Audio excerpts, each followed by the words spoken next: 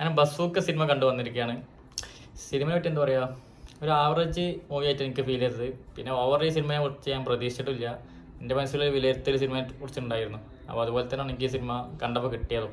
പിന്നെ ഒന്നാമത്തെ കാര്യം പറയാനുള്ളത് മമ്മൂക്കൻ്റെ ലുക്ക് തന്നെ, വെറൈറ്റി. ആ ലുക്ക് നമ്മൾ ടീസറും ട്രെയിലറും കണ്ട പോലെ തന്നെ ആ ലുക്ക് കാണിക്കാനായിട്ട് പറയാം. മമ്മൂട്ടിൻ്റെ ഒരു കുറേ സീനുകളുണ്ട്, അതിങ്ങനെ കണ്ടിരിക്കുക.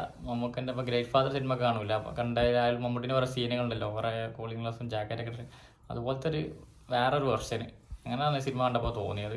അത് കാണാൻ പറ്റാത്ത അങ്ങനെ ഫീൽ ഉണ്ടായിരുന്നു ആ ഒരു സംഭവം. പക്ഷേ എന്താ പറയുക, ഇതൊരു ഗെയിം ഉണ്ടല്ലോ, മൊബൈലിലുള്ള ഗെയിം, വീഡിയോ ഗെയിമൊക്കെ വെച്ചിട്ടുള്ള അങ്ങനെ ഒരു സംഭവം വെച്ചിട്ടാണ് കഥ പോകുന്നത്. ഗെയിമിൻ്റെ ഒരു റൂട്ട് കൂടെയാണ് സിനിമ കൊണ്ടുപോകുന്നത്. വില്ലന്മാരെ കഥ അങ്ങനെയാണ് പോകുന്നത്. ഈ സിനിമ കണ്ടവർക്ക് രണ്ട് അഭിപ്രായങ്ങളുണ്ട്.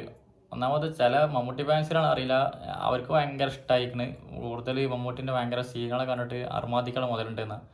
പക്ഷേ ചിലവർക്ക് ഇഷ്ടപ്പെട്ടത് എന്താ പറയുക, അവസാനത്തെ 25 മിനിറ്റ് അവിടെ ഓരോ ട്വിസ്റ്റും കാര്യമൊക്കെ ഉണ്ടായതുകൊണ്ട് അങ്ങനെ ഇഷ്ടപ്പെട്ടവരുണ്ട്.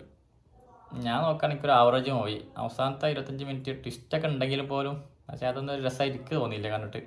അതൊക്കെ ഒരു ഓവർ മമ്മൂട്ടിൻ്റെ കുറേ അഭിനയങ്ങളെന്നല്ലാതെ ഒരു രസമായി തോന്നില്ല. പക്ഷെ കുറേ ചെറിയ നല്ല സീനുകളൊക്കെ ഉണ്ട്, എനിക്കങ്ങനെ ഫീൽ ചെയ്തത്.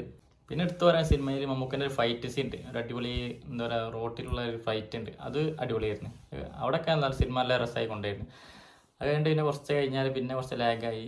പിന്നെ ഒരു ഇൻ്റർവെല്ലിൽ ഒരു എന്താ പറയുക, അവിടെ ഒരു ഫൈറ്റല്ല, ഒരു ഗൺ ഷൂട്ട് സീൻ ഉണ്ട്, അതും രസമുണ്ട്.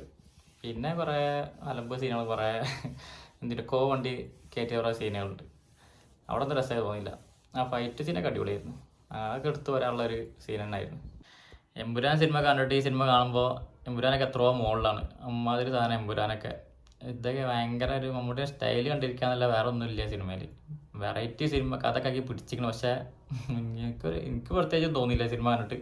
പിന്നെ രണ്ടാമത്തെ കാര്യം, സിനിമയിൽ അഭിനയം ഗൗതം വാസുദേവമേനോൻ്റെ അഭിനയമാണ് രണ്ടാമത്തെ ഇഷ്ടമായത്.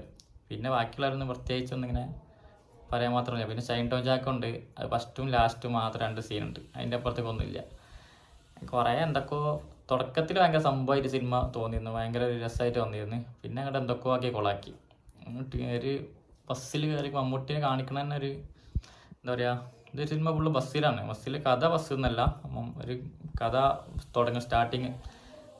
അപ്പോൾ ഈ സിനിമ എന്താ പറയുക, ഒരു പ്രത്യേകിച്ച് ഒരു ഫീല് കിട്ടിയില്ല സിനിമ കണ്ടിട്ട്. ഈ സിനിമ കണ്ടിട്ട് എനിക്ക് തോന്നിയ അഭിപ്രായം മാത്രമാണ് ഞാൻ പറഞ്ഞത്. അപ്പോൾ ഈ സിനിമ കാണാനുള്ളവർ പോയി കണ്ടിട്ട് അഭിപ്രായം പറയുക. Okay, by.